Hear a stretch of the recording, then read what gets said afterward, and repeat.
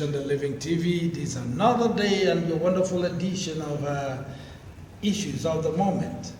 And I'm sure you are going to enjoy it because I have your professionals who you've always enjoyed listening to. They are back here in the studio. From my far left, I have Barrister Chukwuemeka Nwogo. Barrister Chukwuemeka Nwogo is a security consultant and a practicing lawyer here in Enyimba City. Above all, he is a public affairs analyst. Barrister, welcome to the program. Thank you, moderator, and good day, viewers.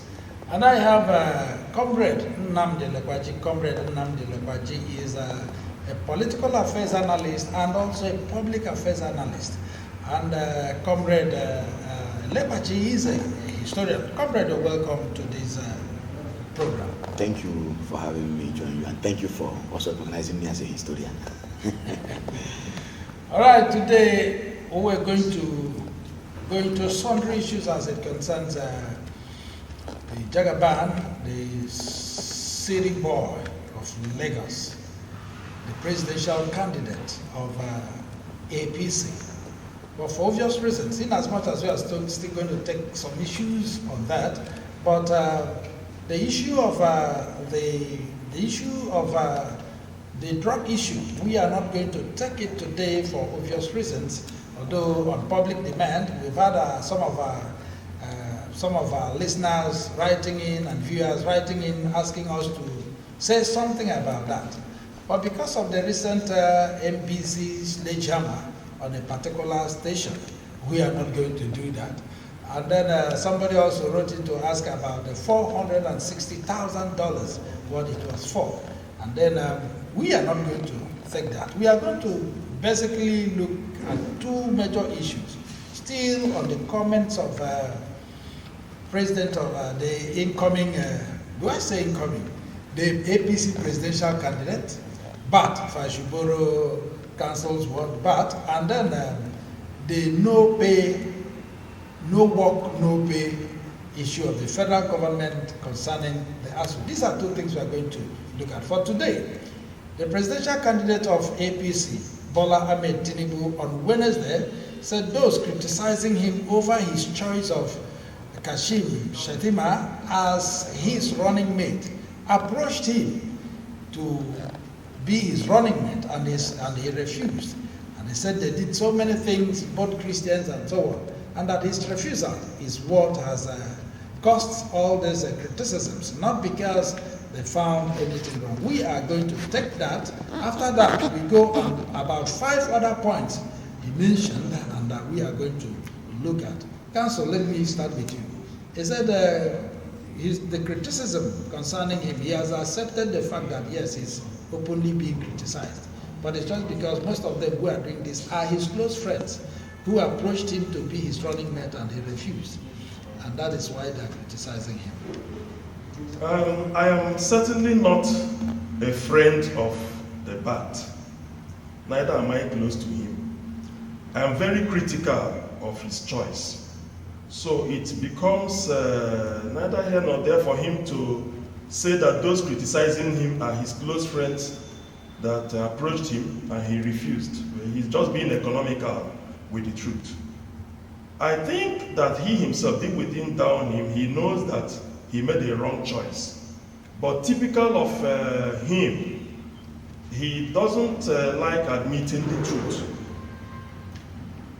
There is nothing right about the Muslim ticket, especially given everything taken together in the present day Nigeria.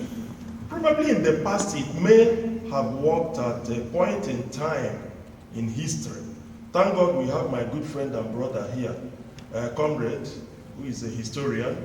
I know they have the Abiola and who else? Go on. Sorry? Abiola and Wagner Kingibe. Yes, his then running mate, the Muslim ticket. The truth of the matter is that the average northern Muslim does not, view a southern Muslim as a serious Muslim. That has been the problem. If Kashim Shettima had been the candidate, he certainly would not have chosen Bola Ahmed Tinibu. That's how he got Bat. He would not have chosen the Bat as his running mate. So let's be realistic. Tinibu chose Shettima so as to draw support from the core northern Muslims. If the roles had been reversed, certainly he would not have. So he's being economical with the truth for saying that people approached him. Yeah, there's nothing wrong with people aspiring, especially Christians. Once a Muslim emerged as the flag bearer, naturally, and I mean he's a Muslim from the south, naturally Christians from the north would begin to believe that it should swing in their favor. The running mate should swing in that. There is nothing wrong with that. If he now fails to do it, then we see it as wrong, and I will continue to criticize that choice any day. He's not my friend. Okay, comrade. Yeah. You had Yes.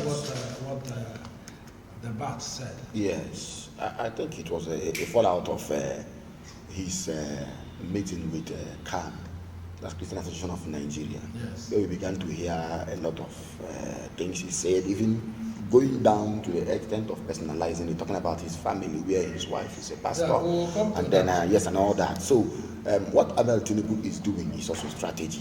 The same way he had gone for a particular candidate he felt will allow him make inroads in the north. You know, one of the assumptions going by the permutation of what Nigerian politicians usually work with is that the north votes overwhelmingly. So anything you do, sometimes you see the north as the beautiful bride. So the choice Ahmed Bola Tinubu made was in line with that. He was thinking that not choosing a core Muslim or a Muslim from the core north, as they say, may actually dwindle his chances, and then he went for this man based on his strategy as he best understood. I don't even know why all the back and forth, especially sometimes on the part of his party, to actually make this sell through. It is a choice they have made. They should be both to stand by it and then tell Nigerians what they are willing to offer. The only good thing about it is that he was actually trying to accommodate or show Christians that he would not be marginalizing them if elected. But I want to say something about 1993. You see, the reason why 1993 happened the way it happened was not because Nigerians embraced yes as at that time. Mind you, the most important thing was to have a transition. In 1992 it was cancelled. Elections were cancelled. The primary elections were cancelled. If you remember the days when Adamu Chiroma and Sheikh Musa Yar'Adua, the senior to let's say Omar Musa Yar'Adua, they were all in SDP. In fact, over 20 politicians were actually suspended or were banned from politicking. Yes, so Nigerians actually stampeded to that very exercise, not emphasizing again whether you are talking about Christian or Muslim. Let us have transition. We've had military interregnum for long, so that's by the way. But then if you look at what Atiku was saying yesterday again, he said, I'm talking about Atiku, the presidential hopeful of PDP. He said that this of the whole security agencies, 17 of them, almost all of them are Northerners, and then Muslims coming from the same part of the country and of the same faith. What does that tell you? It tells you that as it is now, Nigeria is skewed. So Tinibu's candidacy, you understand, may also be emphasizing the point that yes, it's all about one Muslim. It's all about Islam, even when it may not have been well so intended. You understand? So that is why Nigerians are complaining, and that is why you are seeing the grievances. Why? Because the way we are currently structured under Muhammad Buhari, everything seems to be about Muslim or you know. So when the incumbent party produced its candidates, both the presidential hopeful and the vice presidential hopeful, it added more fuel to the whole thing. So I feel yes, it's the conversation that should be actually had. Okay, Council, are you saying there are no core Northerners who are Christians? That is why people like us are quarreling with him. In the north, we have very many Christians from different parts of the north. States like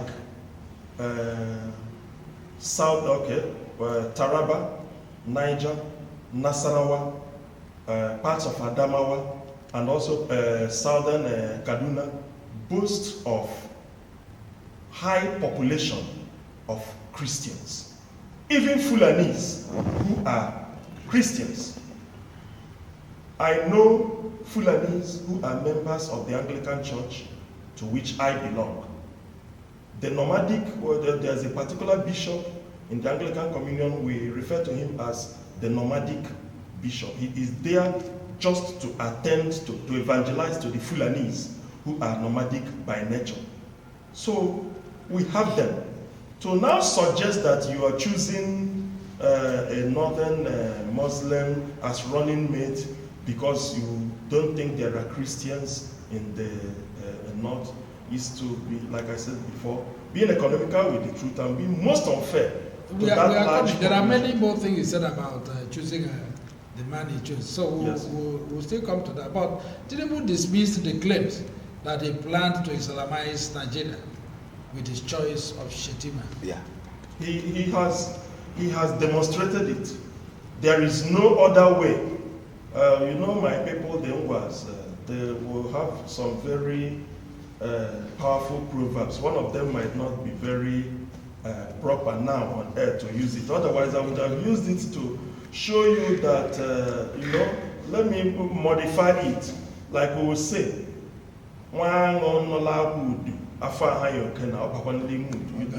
little bee by the side of the palm wine pot has already had its food and the belly is swollen. If it now falls into the pot proper, filled with palm wine, what would happen? So by his antecedents, by his actions, he has demonstrated that he has very little or no regard for the Christian faith. And remember, that is playing out the script already put in place by his Oga, Muhammad Buhari.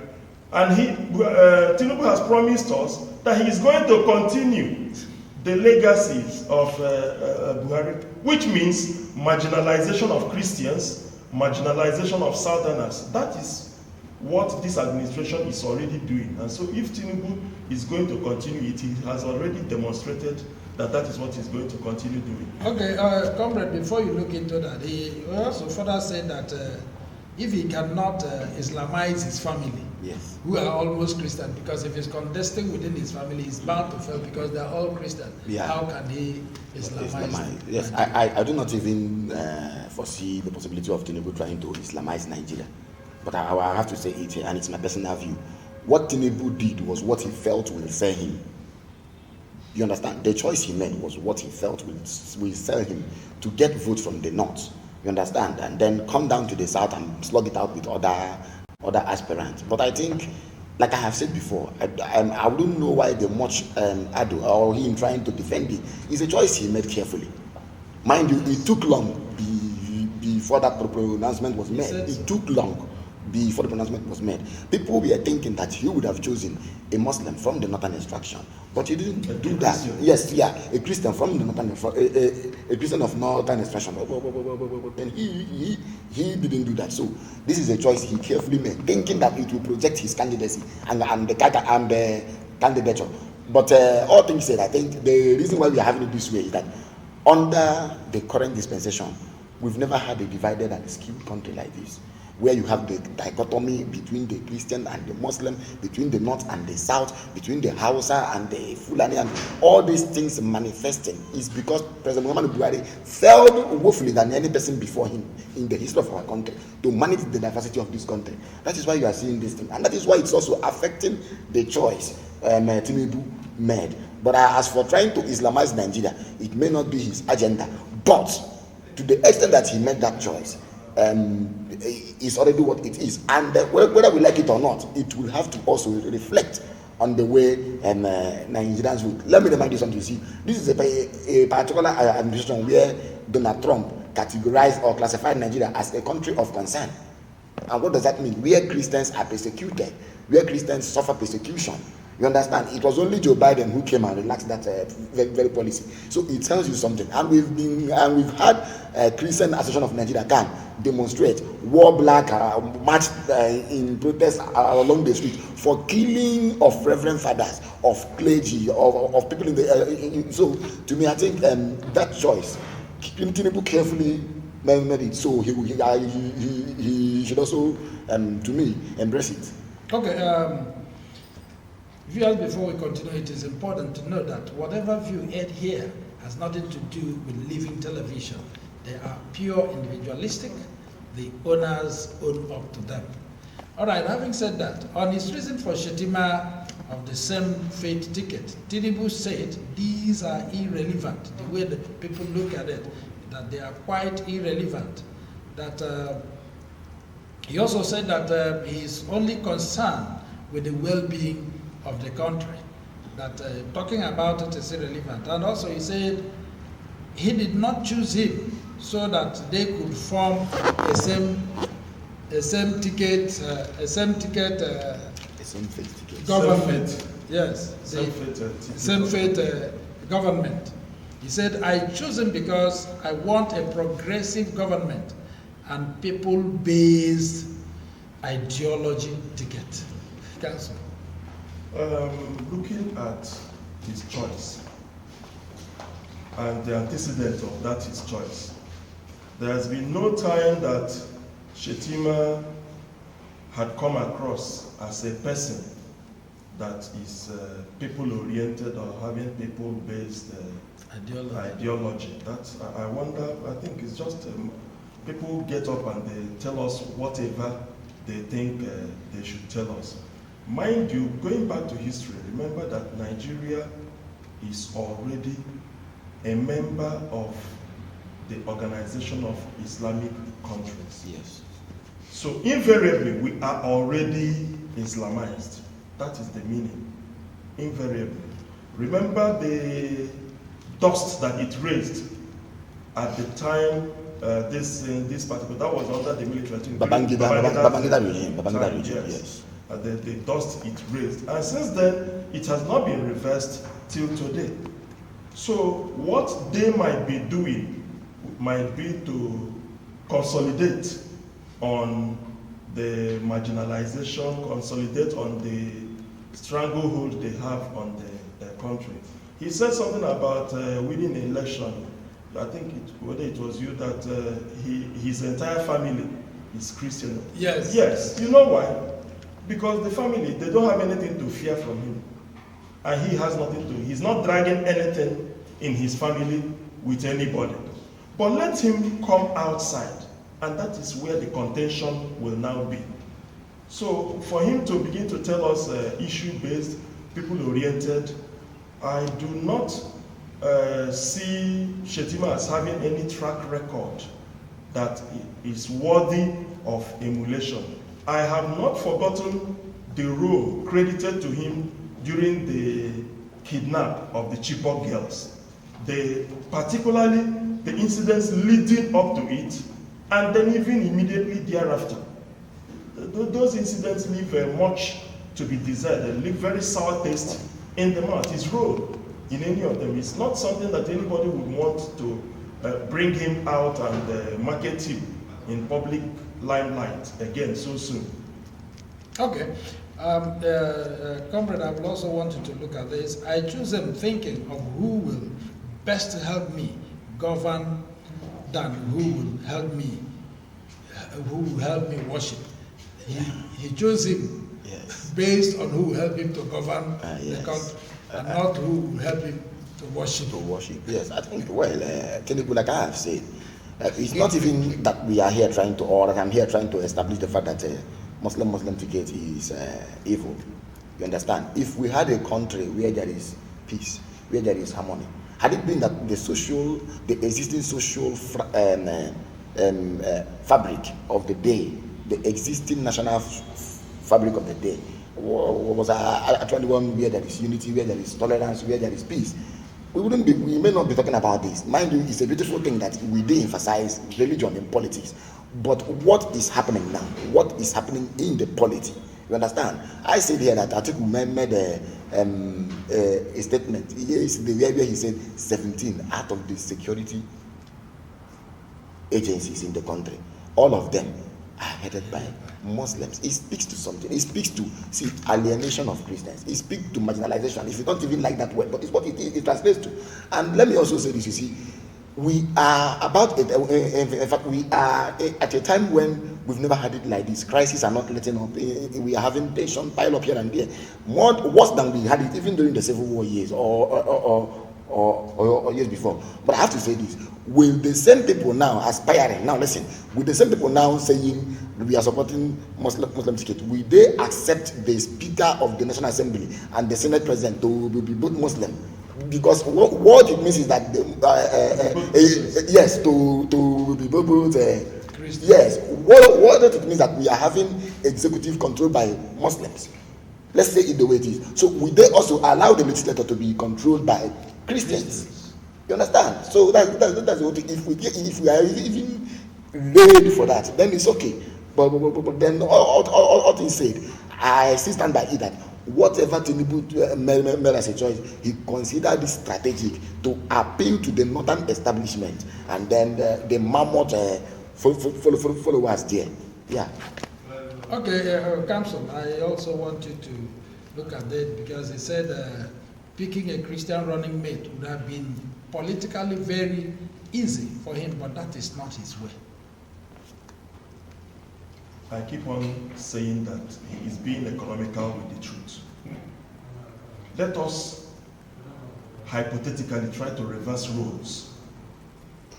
A situation, at a point in time in this country, the head of state or president, Muslim, the head of the National Assembly, the legislature, Muslim, from the north, the head of the judiciary, Muslim, from the north, would, assuming the roles were reversed, and then the services, we had Christians being president, the president of the National Senate, Assembly, the judiciary, Chief Justice of Nigeria being a Christian, the service chiefs being Christians. I mean, they would have burnt this country down. Nobody would tolerate such a situation. They would have told you, look, it does not matter how well you think about it, that our constitution provides that this nation, we have a constitutional foundation for insisting on Muslim-Christian ticket or Christian-Muslim ticket. There is a constitutional foundation and basis for it. The constitution provides that Nigeria shall be a secular state. The framers of the constitution were not idiotic when they made that provision. So any person that is choosing Christian or Muslim has already ab initio infringed on the clear provisions of the constitution. So it is a violation of the constitution for somebody to come out to say, we would give you Muslim ticket, Christian ticket. If peradventure something had happened, like we call an accident, let's say starting out in the executive, Muslim, the judiciary, now something happens and the person whose turn it is to be naturally the most senior justice of the Supreme Court, that happens to be also a Muslim, it becomes like an accident. It's wrong for them. It's a constitutional violation to start out on this footing. Okay, all right. Before we take our break, let's just take this final one on Tinibu, so that as we come back, we switch over to the ASU issue with the federal government. Tinibu said Obasanjo and Atiku fought publicly because it was a Christian-Muslim ticket. And so that Christian or Muslim should have no basis in Nigeria, but good governance. And so that is why his choice is for a person that will help him govern the country. Comrade. I think if you were saying that Obasanjo and Atiku face-off was not the first time we are having that kind of thing. Yes, between the Christian president and then a Muslim vice. You understand? We also had that burnout between Babangida and Ebutu Ukiwe. We also what actually happened and how it also even between Abacha and Oladipo Dia. But I have this to say: the only time Nigeria has ever enjoyed a robust presidency where the vice president was allowed to assume full responsibility of the vice president was when we had Muslim Christian president and vice, and then that was in the Second Republic, 1979-1983, under Shehu Shagari and the Fanny Alese. You cannot deny that. You understand? That in fact nobody has ever come out to deny that was the only time we had a working vice president who controlled the economy of the nation. Ask yourself what is happening today between Christian and the Muslim presidency we are having now. What is happening today? Hasn't there been a time when we are seeing Osibanjo being cut to size just because of the choices he made when Buhari was not on seat? So he also should have emphasized on the face of that actually transpired between Osibanjo and the Buhari camp in the FCT, to the extent that Osibanjo's staff we are laid off, and some were told no to go from the FCT again. So we don't have to these very things away. I feel, to me, and I have said it, if I were Tinibu, I wouldn't be making much emphasis or much attempts at trying to. Yes, you have made the choice. You have to stand with it. It is your choice. Let that choice also give you what you actually expected. So why are we being concerned about all the back and forth following the choice he made? He deliberately made it. Let me join you quickly and put this closer. Recall the infamous and horrible incident whereby Tinibu and Shetima went to recruit fake clergymen. If Tinibu didn't feel that the place and opinion of Christians mattered, why did he have to make the effort, howbeit it fraudulent, by procuring non-Christian people to come and masquerade? Some of them came out to say they are not fake. So many of them. Yeah, some of them came out to say they are not fake. They are not fake. Yeah, one was nearly lynched at Jadi Market, or the plumber. Another one a carpenter. Another one had his stole on his neck and was busy smoking. But of course they were fake. You and I know. So if he didn't think that religion had a part to play, why then did he consider it important to seek endorsement from people perceived to be Christians? And when he wasn't able to get real Christians to do so, Christian leaders, he now had to get all these actors. Well, our wonderful viewers, that with that poster, we are going to take a break. Remember, when we come back, issues of the moment will continue. And keep watching Living TV. Don't go away. I'll be glad to see you as we are back.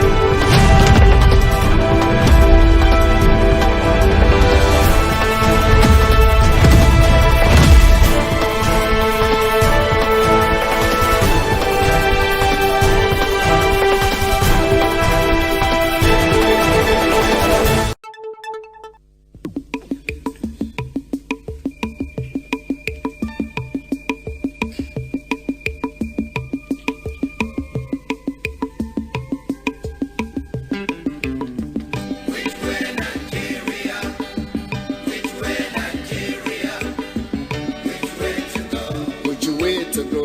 I love my fatherland. Oh yeah. I want to know. Yes, I want to know which way Nigeria is heading to. Which way Nigeria? Which way Nigeria? Which way to go? Which way to go? I love my fatherland. Oh yeah. I want to know. I want to know which way Nigeria is heading to. Many years after independence, we still find it hard to start. How long shall we be patient before we reach the promised land? Let's save Nigeria, so Nigeria won't die. Which way Nigeria? Which way? Which way?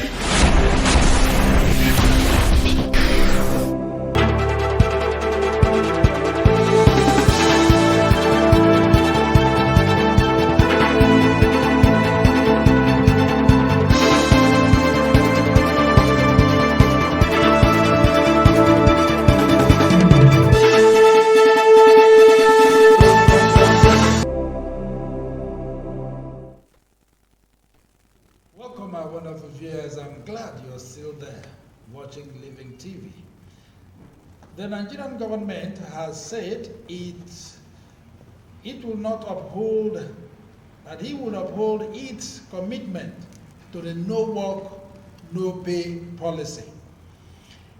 And he said in dealing with the Academic Staff Union of Universities that the number of months wasted in the name of strike has nothing to do with the government, and this will serve as a lesson to intending future strikes. Councillor. Yes. I have two different views on this matter. Me, as a person, two. I know it sounds somehow. On the one hand, I am minded to agree with the government that the resort to incessant strikes should be discouraged. Anything to discourage it. Anything lawful and anything proper. I have to qualify it. Anything lawful and proper to be done to discourage the easy resort to strike, because it has become like a tradition, like a ritual in Nigeria. You cannot, as a student, enter for a 4-year program and without failing any course, come out in 4 years. It is not possible. So, yes, anything lawful and proper, any step lawful and proper to be taken that would make strike unattractive, I would naturally say let's go for it. But at the same time also, we have to look at why these lecturers easily resort to this strike. They don't just, I don't think they resort to strike just for the sake of resorting to strike. I also want to believe that in line with the labor laws, necessary notices and warnings are given and issued before the resort to strike action. And yet, those whose duty it is to take steps to nip it in the bud and prevent it would ignore it until when the thing is initiated, and then everybody will start running helter-skelter. So you can see why I have a dual view or opinion on it. You cannot sweep away or under the carpet the lawful yearnings and complaints of those that embark on strike, namely ASU. Before they do, something leads to it. So one way to bring lasting solution to strike action is to ensure that those things which push people to go to strike, that you address it. Finally, take a stand on it and implement it. If you reach an agreement with us, by all means, let the government, which is a continuum, take steps to abide by the terms of the agreement. it would be unfair for government, which is a continuing, to come in and say that, well, we didn't enter into the agreement. It was the other administration that entered. Meanwhile, beneficial agreements entered into by the other administration, you are taking benefit of them, reaping the benefits and everything. But when it comes to obligation on your part, you will refuse to do so. So that is not proper. Okay, comrade. Yeah. Shortly before this half payment, as claimed by the ASU, Yeah. remember they had a meeting, and that was what led to calling off the strike, even suspending the appeal they were about, when they were now compelled to go back to obey the court order first. I'm sure the agreement they reached with the Speaker of the House, the Federal House, Bajabiya Mila, led to their calling off the strike. Yes. And like the ASU president would say, they had relaxed and believed that he was speaking on behalf of the government, only for them to be paid, half of this. Yes, sir. And what do you think will become of our Nigerian universities? Because with what is happening now, I'm sure between now and next week, we are going to hear from the ASU. Yes. I was making that analysis somewhere else. I was asking myself the question which I want us to reflect on now. The most important thing is to know what type of educational sector the current administration is wishing to leave or bequeath the next one. So if we have a system where there are inconclusive negotiations and then arrangements and talks, it will be very hard on the next government. Mind you, then the coming government will not be working with any budget except the one made by President Muhammadu Buhari. It's going to be a kind of arm twist. It's also going to undermine them to an extent. They may not begin on the right footing with ASU. But it's unfortunate. I just love some of the things comrades said. You see, each time ASU wants to embark on a strike, notices are served. ASU is not just any other person. It's just a union. From head, it begins to do what? Trickle down to the list of the universities. It is a horrible one, a very regrettable thing that the government we have, not just about this government, the successive government and the past and present we have, we are seeing, is that they don't listen, they don't engage us until there is strike. So ASU feel that there is no other option that can bring these people to the table to have conversation except strike. That's why sometimes you see strike happen instantly. And I would say here that one of the worst challenges we faced during our MSc program was that 2 weeks to defense strike happened. And that means you are going to pay another tuition. You understand? For those who are doing MSc, there is a calendar to follow. If you stay beyond that period, you pay another tuition. And some of us paid through our nose. And it was very, very horrible.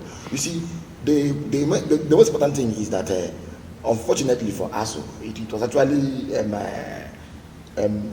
bullied the way it is now. And now we are hearing about mobilization. We are hearing about protest marches in some parts of the country. But the most important thing to ask is that the way going forward for our education sector? That's where I have problem. Mind you, the current administration, and see, I want to say this. No, I love President Muhammadu Buhari as far as he's the president of this country.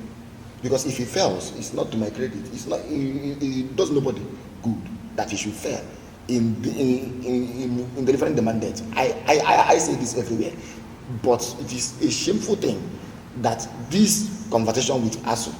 You see, some of the things you are seeing, whether you're talking about IPPIS, UTAS, whether you're talking about half payment, whether you're talking about pro rata, whether you're talking about committees, these were not part of the conversation. These are the things President Muhammadu Buhari and his presidency inserted into this conversation. So that is also mismanagement of what? Industrial relations between the lecturers and the government, their employer. And I want to say this conversation was just about what? Revitalization of universities, bring out money, equip universities. Let's have libraries, let's have hostels, let's have modern classrooms. Get a capital project, just renovate universities. But due to the fact that the president felt, and it's a very shameful thing, the president felt, and his minister of education and that of labor, they felt that bringing out 200 billion naira to give to ASU every year could actually be burdensome. When we know that sometimes over 100 billion naira is given to National Assembly of 360 members, and then other non-parliamentarian staff. So the thing there is that the president and his ministers, they have no emphasis, they have no place for education. Why would the wife of the president be bold enough to share pictures of their own family member, who at a time when ASO was on strike? So it tells you, it shows you where the bread is butter. And doing this, if they have their children in the Nigerian universities, I do not know why they will see. I have said it before. Let us also accept that it is also good not to pay these ones 8 months, because council established it the other day. I also said yes, this is the provision. No work, no pay is a provision. You understand? Let us also don't even try to remember that there is a provision for strike also when the working condition of workers or laborers are not met or are not satisfactory. So remember that one of the things they are asking for is what? Allowances. And allowances. I'm saying and allowances. But now see, let us also waive away all these ones. What stops the federal government from paying them for that very month to work? Since they are periodic workers, they are not daily workers. You don't have to count their days. They are periodic workers. You pay them by month. Let us forget about the 8 months that they didn't work. Why not pay them? To me, that's just to worsen the whole thing and to make it even worse for the next administration. Okay, Council. Before this decision was taken, in fact, it was taken at the floor of the Federal Executive meeting that was presided over by President Muhammadu Buhari before the announcement by the Minister of Education, Adamu. And the ASU had said that the government, the federal government, is only trying to make the lecturers casual workers. The federal government is suddenly now flexing muscles because somehow it has gotten a court order. And with this court order, it now feels that legitimate terms of a settlement earlier on agreed upon between agents of, for God's sake, who would tell us that the Speaker of the National Assembly, that's the House of Representatives, is not a government official? He's a member of the APC. Who would tell us that he does not count? He's the number 4 man in the country in terms of administration. And then he has held out himself as representing this government and being able to speak on their behalf. And an agreement has been reached. Because you now have a court order, you now say what he has agreed with you people no longer counts. I'm not surprised.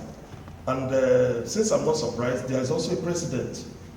While the APC and its candidates were campaigning, they made all kinds of bogus promises, free food, and all whatnot.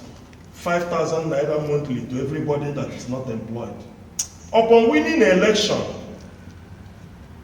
our Oga chief driver suddenly realized that I didn't make that promise. It was my party that made the promise. So it's akin to what Chinua Achebe also wrote about in his book. You know, the brave warrior who wouldn't allow his machete or cutlass to be used to shear dog meat for children because dog meat was taboo to him. But he volunteered to use his teeth to shear the dog meat. It's really very, very sad. That is what we are witnessing today. They have a court order and they believe that it's either you obey the court order, you are continuing obeying it while we rub your nose in the mud, or in a bid to resist our rubbing your nose in the mud, we quickly brandish the court order, you are guilty of contempt of court. And then ASU will now start fighting its own fight with the judiciary, while the executive will now go to one side and be smiling. That is the dilemma that has been created now. All right. You know, one of the major reasons, comrade, why they went back on strike was the hope given to them by Madam Biamila, the Speaker of the Federal House. And then, do we assume, because of what has played out, do we assume that it was a mere conspiracy to drag these people back to the various That is classes? what it appears to be. So that assumption is already It's been borne out by events. to me, yes, that's You wouldn't be wrong. that very assumption has been cemented. Because you look at it very, very, very well, it appears that the government used the instrumentality of power, you understand, to intimidate or bully these ones, and at the same time continued with its policy of trying to stampede or trying to run them aground. And mind you, I have said it here countless times, and I'll say it again. Government, in disobeying, or in not even, in fact, the government also disobeyed itself. You understand? And it shows you where the issue of principle is with this government of APC.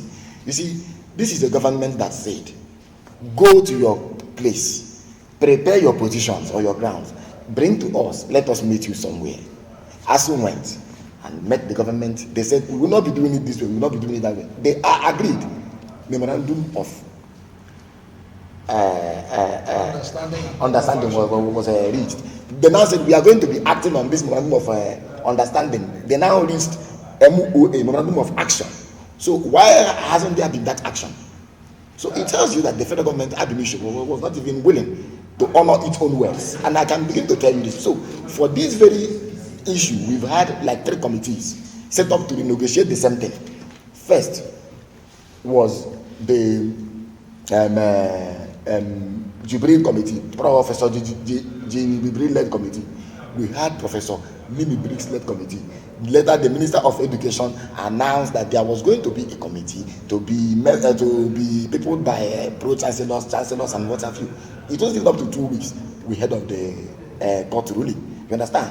Now, the implication is that, see, let me tell you something. The federal government can only do what it wants to do. Even if we're using these committees to buy time. They were using these committees to buy time, you understand? If you ask me, because the reports of the committee, none has been implemented. All the reports, which one has been implemented? None. So let's see. And this is a government that has a penchant for selective obedience to court order. You see, the one that favored them, they will obey. We were even talking about releasing Nnamdi Kanu. Did they obey that court order until they got another court order that favors them? Now, see, I want to say something. You see, you may end up not paying government ASU members. Whether you talk about private, the people who are going to suffer it are the so-called commoners, citizens, because these lecturers will not go there to teach them, be mobilized. The same way a Nigerian soldier cannot fight fully mobilized if not well funded and if not well paid. It's the same thing. See, I will tell you. See, I have people in the university, and I'm a friend of the university system. Do you know that currently now the morale of these lecturers are down as we speak? I have people. Comrade, yeah. Whose morale will not be down on half salary? That is the thing. On an empty stomach. After 8 months, you gave them half salary. You see, was it part of the agreement? I am yet to see where it is written in our industrial laws, or what you call Trade Disputes Act. There is no provision for pro rata payments. Okay, Council, I want to ask you, if they are saying, let us critically look at this issue. If they are saying no work, no pay, the first question should have been, what led to this strike? No work, yes. This no work. Before now, there was an agreement. And that agreement, because of its lack in implementation, that was what led to the strike. And then they were there. And even before they went on this strike, like you rightly said, they issued a memo. And so there was 2 weeks, 1 month, 1 If they gave warning, yes, the warning strike of 1 week. So why would it be no work, no pay? Well, ordinarily, you do not expect an employer to pay for work not done. I mean, it's commonsensical, okay? You don't expect the employer to part with wages for a time that has not been earned. That is the standard procedure. However, if a laborer, an employer has engaged the services of a laborer, and the laborer makes himself available to work, and then there are materials needed by that laborer with which to work, supposed to be provided by the employer, and through no fault of the employee, that's the laborer, those materials are not forthcoming, and the laborer is still around, are you going to tell him, because you did not work, I will not pay you? If you had allowed him to be elsewhere, he would have gained work elsewhere and worked and earned his pay. But you have tied him down. So you are also paying for his time, you are also paying for his skill. The same thing runs for the lecturers. Now the lecturers have a curriculum that runs irrespective of the time to prepare students to attain a particular level of skill. Okay? Now if through no fault of theirs, the time within which the students attain that level of skill is extended, you will pay them for that time until the children attain that skill. So you pay them for attainment of that skill, that level, whether it is for 2 months or 5 years. If it takes them 5 years, you're going to pay them until the children attain. It's like what you call let's use our everyday laborers balance, task job. I want you to, maybe for a bricklayer, to lay 150 blocks. If it takes him 2 hours, you will pay. You pay him for the day. For the task. It takes so long, you will pay for the task. That is what it takes. So when you try to witch hunt and victimize the lecturers, some of us are not happy by it. I believe all of us here, even in the studio, the support staff, are all graduates. We are the product of these lecturers. Yes. So when we begin to sit back, because we have graduated, and we sit back and say, deal with the lecturers, because we think we're out of the university system. If you don't go back to do your postgraduate, your children will go to school one day. So I am not happy when the lecturers are not treated well. At the same time, I also want the lecturers to be considerate and take into good consideration the welfare and well-being of our children. There has to, we must ensure that we strike this balance. All right, before we go for the day, the Deputy Minority Leader of the House of Representatives, Tobi Okechukwu, has stated that it will be very difficult for Nigeria to have good roads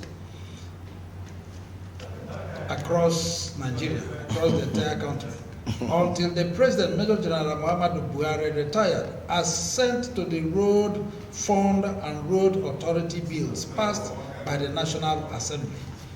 And that since then, he has not signed it into law, and the thing is before his term. And so nobody will be talking about good roads. And that's the last we're going to take for the day. Is he a member of the APC? The Okechukwu, the Tobi. Yeah, which? He's a minority, he's not a member of the APC. Okay. So I'm talking to you. You're talking about the. I would want to disagree with him. Yes. We are having bad roads, not just because of General Muhammadu Buhari. Bad roads had been there before he came on board. Even in US, they have bad roads. I can tell you categorically because I have been there and I have seen. But what is important is that they have fashioned out a way over time of handling the issue of bad roads. And they have decentralized some of these things. When you tend to concentrate everything in one place, an entity like Nigeria, you want road maintenance, road construction to be handled by just one entity all over the nation.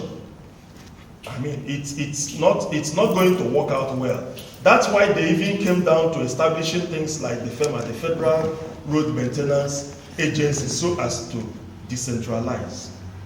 If I don't know the exact details of that act or that bill that has now been passed, when it is now assented to, it will become an act.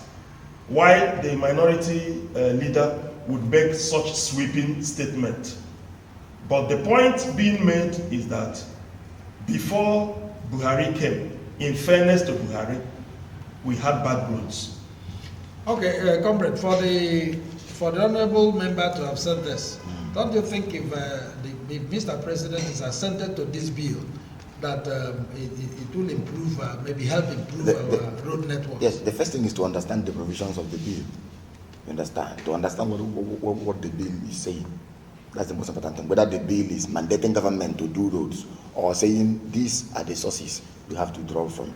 And this is a particular amount of the budget you are going to allocate to road or other infrastructure, critical infrastructure. But the basis of government, in fact, one of the yardsticks of government is to do build infrastructure, protect lives and property of citizens.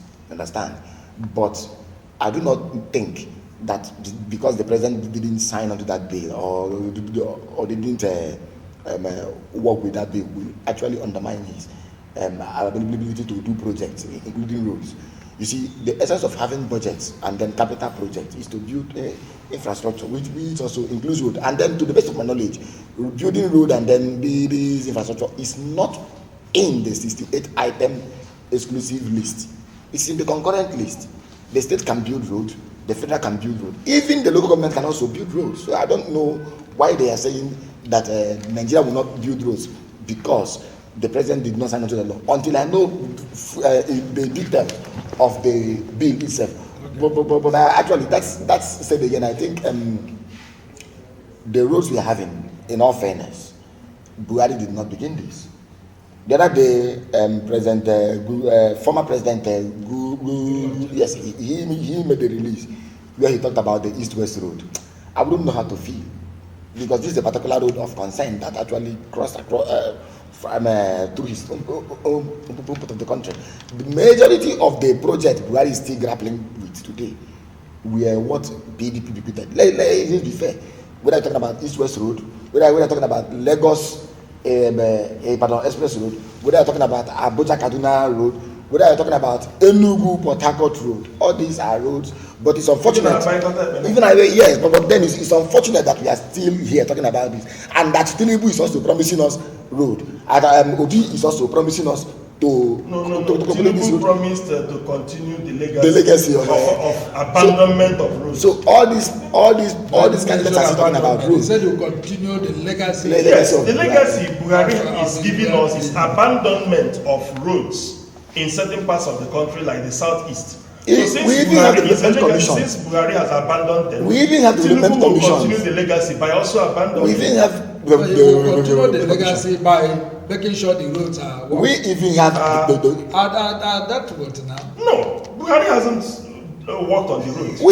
So if you have the Tinibu Expressway, yes, they had started and stopped somewhere. And they stopped somewhere. And never since they stopped, abandonment means you would be on it and you would leave it. You will leave it. Every other year, the same item appears in the budget. In the budget again. And nobody will take any meaningful action. Budget performance evaluation to know to what extent the previous budgeting was implemented, yes, and why it didn't continue. You bring it back. And you tell us you are spending 80 million to buy cutlery for the State House. Yeah. Whether you use a golden cutlery every year. It features again in the budget. By December of 2018, Governor Rochas Okorocha came out to enlighten or to alert Nigerians that the budget of 2018 has not been implemented by half.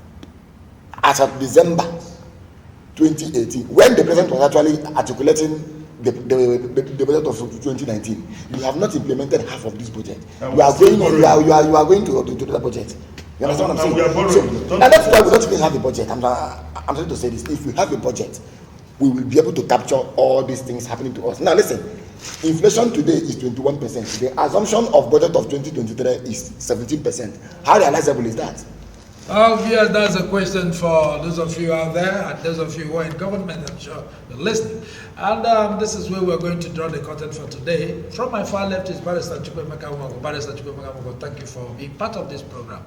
Thank you, moderator, and bye, viewers. And Comrade Nnamdi Legwachi, thank you for being part of the program. Thank you for having me. And then Remember goodbye, tomorrow, our viewers. Yeah, remember tomorrow we'll be having Nigeria Today. And Nigeria Today will also be coming to you. It's a current affairs program, topical and trending issues in Nigeria as it affects our country and our various states. And I'm sure you'll be there. Keep watching Living TV. And this is your moderator, Chinedum Adiele, signing off for now.